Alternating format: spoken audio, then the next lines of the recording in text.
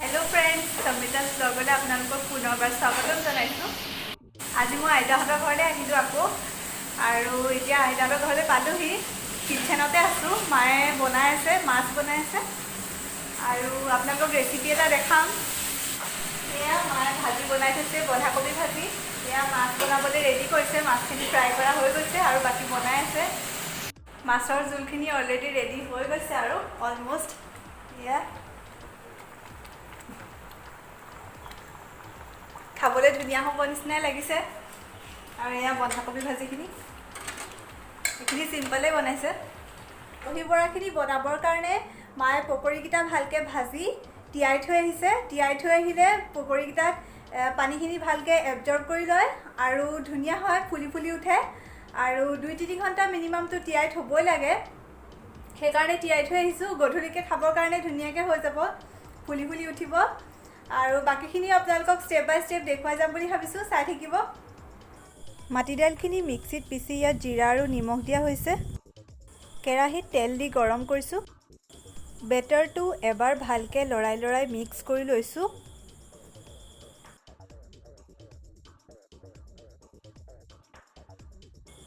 এতিয়া হাতখন অলপ পানীত তিয়াই লৈ বেটাৰটোৰ পৰা অলপ অলপ লৈ লৈ কেৰাহীত এটা এটাকৈ পকৰী ভাজি লৈছোঁ। এনেকৈ দি যাব।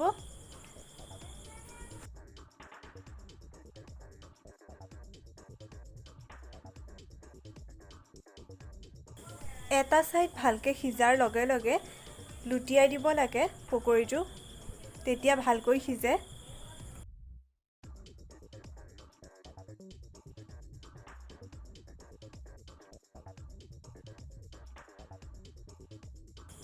পকৰীকেইটা হৈ গৈছে আৰু হৈ যোৱাৰ লগে লগে পেপাৰ এখনত উলিয়াই দিছোঁ পকৰীকেইটা, তেতিয়া তেলখিনি টোপ খাই যাব। চাওকচোন ইমান ধুনীয়া হৈছে পকৰীকেইটা।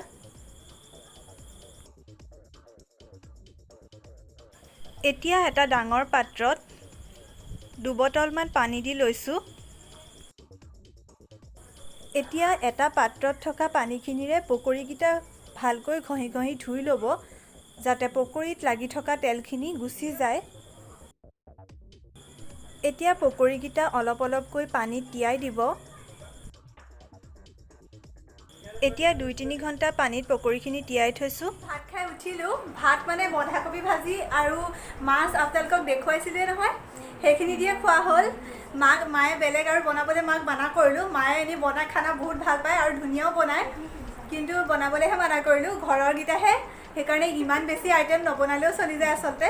খাই কিন্তু মজা লাগিল। মাছ বহুত দিনৰ মূৰত খাইছোঁ, এনেই মাংসই খাই থকা হৈছে।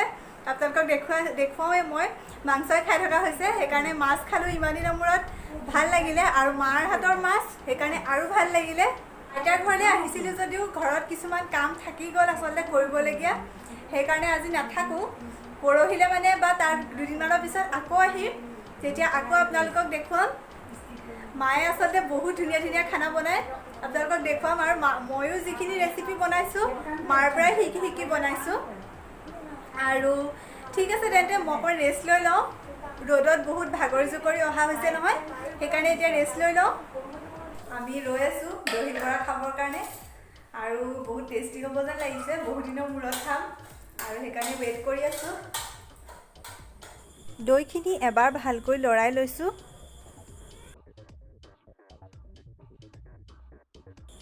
এতিয়া দৈখিনিত চেনি অলপ দি ভালকৈ লৰাই লৈছোঁ। এতিয়া ইমলি চাটনি আৰু মছলাখিনি ৰেডি কৰি লৈছোঁ, আৰু মছলা ইয়াত দিয়া ধৰণেই ৰেডি কৰি লোৱা হৈছে। পকৰীকেইটা ৰেডি হৈ গৈছে। এতিয়া পকৰীকেইটা পানীৰ পৰা টুকি লৈ বাতিত দি ইয়াত দৈখিনি দি দিছোঁ 2 চামুচকৈ। বেছিও দিব পাৰে, নিজৰ হিচাপত দিলেই হয়। আৰু তাৰ ওপৰত তেতেলী চাটনি দি দিছোঁ, তেতেলী চাটনি। এতিয়া মছলা অলপ অলপ ছটিয়াই দিছোঁ।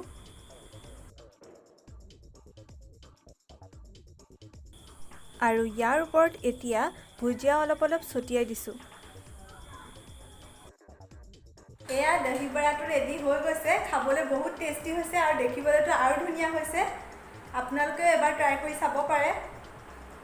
আমি দহি বৰা খাই উঠিলোঁ। খাবলৈ বহুত টেষ্টি হৈছিলে একদম চেলেকি খালোঁ খাবলৈ বহুত ধুনীয়া হৈছিলে আৰু চবেই ভাল পালে আৰু খাওঁ লাগিয়ে থাকে আপোনালোকে যদি ৰেচিপিটো চাই ভাল পালে ৰেচিপি বুলিলে কি ষ্টেপ বাই ষ্টেপ বেছি নাইয়ে বস্তুখিনি ভালকৈ ৰেডি থাকিলে ধুনীয়াকৈ বনাব পাৰি খালি অলপ সাৱধানে বনালে ধুনীয়া হয় সেইকাৰণে আপোনালোকেও বনাই ট্ৰাই কৰি চাব পাৰে আমি কিন্তু খাই বহুত ভাল পালোঁ তাইও খাই ভাল পালে আমি দহি বৰা খাই আহিলোঁ এতিয়া ওপৰলৈ আহিলোঁ বেডৰুমলৈ তাৰমানে ড্ৰেছটো চেঞ্জ কৰি ল'লোঁ ঘৰলৈ যাব লাগিব যে এতিয়া দেৰি হৈছে মানে কি পিছত গাড়ী চাড়ী নাপাব পাৰোঁ ন সেইকাৰণে ৰিক্স লোৱাতকৈ অকণমান আগতীয়াকৈ ওলাই যোৱাই ভাল সেইকাৰণে ঘৰলৈ যাবলৈ ওলাইছোঁ ঠিক আছে ৰেডি হৈ লৈছোঁ এতিয়া ঘৰলৈ যাওঁগৈ গৈ আছোঁ আমি আইতাহঁতৰ ঘৰৰ পৰা আহি পালোহি আৰু আহোঁতে মোৰ 5:30 বাজিলে কাৰণ কি মই ঘৰৰ ওচৰৰে আইতা এগৰাকীৰ ঘৰত সোমাই খবৰ লৈ আহিব লগা হ'ল মানে মোৰ নিজৰে মনটো নসহিলে মানে আইতাগৰাকী ভৰিত অকণমান দুখ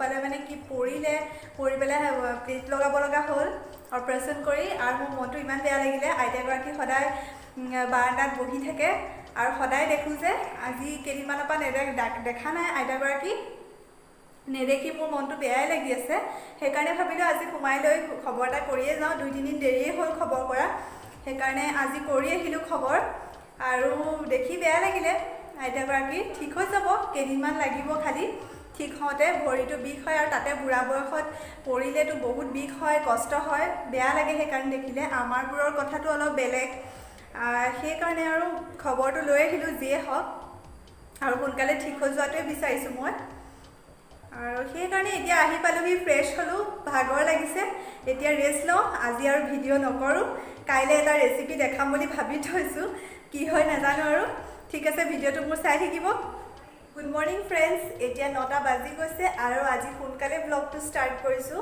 কাৰণটো হৈছে এইটো হৈছে গ্ৰিল অইল আৰু এই গ্ৰিল অইলটো দেখাবলৈকে আপোনালোকক সোনকালে ব্লগটো ষ্টাৰ্ট কৰিছোঁ এই গ্ৰিল অইলটো এইটো ঠাৰিটো হয় আৰু গ্ৰিল অইলটোৰ ঠাৰিটো গৰম পানীত ভালকৈ সিজাই খালে বহুত বেমাৰৰ পৰা হাত সাৰিব পাৰি আৰু আপোনালোকে খাব আমাৰ ঘৰত এইটো সদায় সব মেম্বাৰে খায় ব্ৰেকফাষ্ট কৰাৰ আগতে একাপ বা এগিলাছ যিমানটো খাব পাৰে আপোনাৰ কথা বাট খাব পাৰিলে বহুত ভাল বহুত বেমাৰৰ পৰা হাত সাৰিব পাৰি আইতাহঁতৰ ঘৰলৈ আহি আছোঁ প্ৰতিটো মুহূৰ্ত ভিডিঅ' কৰা নহ'লে খৰধৰকৈ আহিব লগা হ'ল গাটো ধুই কাপোৰকেইটা পিন্ধি দৌৰ মাৰিলোঁ একদম ৰাতিপুৱাই আৰু তাতে ব্ৰেকফাষ্ট কৰিমগৈ আৰু তেতিয়া সেই থকাকৈ গৈছোঁ মানে সেইদিনাখন গৈছিলোঁ যে থকা নহ'লে আজি থকাকৈ গৈছোঁ এদিন বা দুদিন হয়তো থাকিম তাৰপৰা গুচি আহিম আজি চুইজাৰ পিন্ধি আহিছোঁ কেনেকুৱা লাগিছে আপোনালোকে কমেণ্ট বক্সত জনাব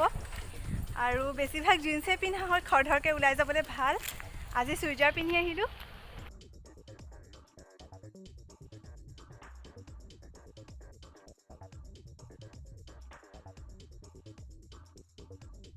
আইতাহঁতৰ ঘৰৰ ওচৰ পালোহি আইতাহঁতৰ ঘৰৰ ওচৰ এইটো নামঘৰ আৰু সেইটো ঘৰ এই বিল্ডিংটো ঠিক আছে সোমাওঁ তেন্তে আমি আইতাহঁতৰ ঘৰ পালোহি এতিয়া ফ্ৰেছ হৈ লওঁ আপোনালোকে ভিডিঅ'টো চাই থাকিব ভণ্টিয়ে ফটো তুলি আছে আজি গৈছে অথনি আইতাৰ ঘৰলৈ আহি অলপ সময় ৰেষ্ট ল'লোঁ ৰেষ্ট লৈ পেলাই এতিয়া মায়ে ভাত বনাবলৈ গৈছে তললৈ কিটচেনলৈ ময়ো খবৰ কৰি আহিলোঁ কি বনাইছে আৰু কি বনাইছে মানে কি আজি শংকৰদেৱৰ তিথি হয় সেইকাৰণে আজি নিৰামিষে বনাইছে চিম্পল বেঙেনা পিটিকা আলু পিটিকা দাইল ভাজি এনেকৈ চিম্পলে বনাইছে আৰু সেইকাৰণে বেলেগ এটা দেখুৱাকৈ নাই পাকঘৰত গৈ আৰু সেয়াই ককা নাছিলেই ককা ৰাতিপুৱা নামঘৰলৈ গৈছিলে ভাদমহীয়া যিহেতুকে নাম হয় আৰু নামঘৰলৈ গৈছিলে ৰাতিপুৱাই আহি পাইছেহি অলপ সময় আগতে আবেলি হৈছে আৰু এতিয়া মই কেক বনাব খুজিছোঁ বিস্কুট কেক আপোনালোকে চাই থাকক মই কেনেকৈনো কেকটো বনাওঁ আইতাহঁতৰ ঘৰলৈ টিকিও আহিছে এয়া টিকি থাকিলে বহুত ভাল লাগে তাইও আহিছে বিস্কুট বনোৱা তাইও চাব চকলেট বিস্কুট 6 পেকেট গুড়ি কৰি লৈছোঁ এতিয়া একাপমান চেনি ভালকৈ গুড়ি কৰি লৈছোঁ মিক্সিত 10 মিনিটৰ কাৰণে অভেনটো প্ৰিহিট কৰিছোঁ এতিয়া কেক বনোৱা পাত্ৰটোত ভালকৈ বাটাৰ লগাই লৈছোঁ আৰু পেপাৰ এখন লগাই দিছোঁ ভালকৈ এনেকৈ এতিয়া বিস্কুটৰ গুড়িখিনিত এচামুচ ঘিউ এড কৰিছোঁ এতিয়া ইয়াত গুড়ি কৰি থোৱা চেনিখিনি এড কৰি দিছোঁ আৰু ভালকৈ লৰাই লৈছোঁ, মিক্স কৰি লৈছোঁ। এতিয়া এগিলাচ গাখীৰ অলপ অলপকৈ এড কৰি গৈছোঁ আৰু ভালকৈ লৰাই গৈছোঁ। বেটাৰটো ভালকৈ মিক্স কৰি ল'ব।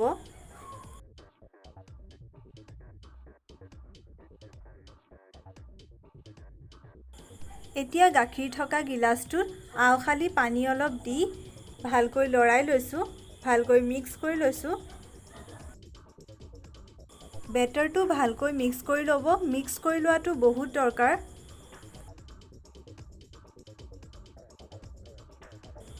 এতিয়া বেটাৰটোত ইনো এচামুচ এড কৰি দিছোঁ।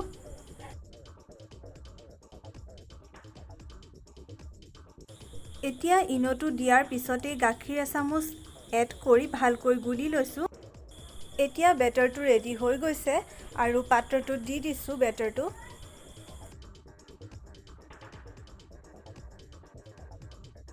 বেটাৰটো ৰেডি হৈ গৈছে। এতিয়া বেটাৰটো 35 মিনিটৰ কাৰণে অভেনত থৈ দিছোঁ। কেকটো অলপ অলপকৈ ফুলিবলৈ আৰম্ভ কৰিছে। কেকটো ৰেডি হৈ গৈছে। এয়া চাওক, ইমান ধুনীয়া লাগিছে কেকটো। এতিয়া 3টা চকলেট ভাঙি তাত গাখীৰ এড কৰি গেছত উতলিবলৈ দিছোঁ। কিছু সময় লৰাই থাকিম। এতিয়া চকলেট চিৰাপখিনি মাজে মাজে লৰাই আছোঁ। চকলেটটো মিঠাই হয়, সেইকাৰণে চেনি এড কৰা নাই মই। কেকটো ঠাণ্ডা হোৱাৰ পিছত এনেকৈ ছাইডেদি কাটি চুৰিৰে উলিয়াই ল'ব। এতিয়া বাটাৰ পেপাৰটো লাহেকৈ এৰুৱাই দিছোঁ। চাওকচোন কেকটো কিমান স্পঞ্জি হৈছে। এতিয়া চকলেট চিৰাপ অলপ অলপ লৈ কেকটোৰ ওপৰত ভালকৈ লগাই দিছোঁ। চকলেট কেকটো ৰেডি হৈ গৈছে।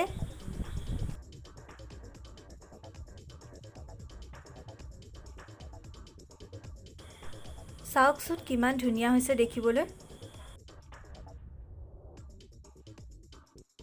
টিকিৰ লগত অকণ বাহিৰতে বহিছোঁ। ভিতৰত বহি বহি আমনি লাগিছিলে। বাহিৰত ৰ'দটো গ'ল, সেইকাৰণে বাহিৰতে বহিবলৈ আহিছোঁ। আমাৰ আবেলি চাহ খোৱা হৈ গৈছে। চাহ আৰু কেক খালোঁ। কেকটো খাবলৈ বহুত ধুনীয়া হৈছিলে। আৰু আজিলৈ ভিডিঅ'টো ইমানতে সামৰি মাৰিছোঁ।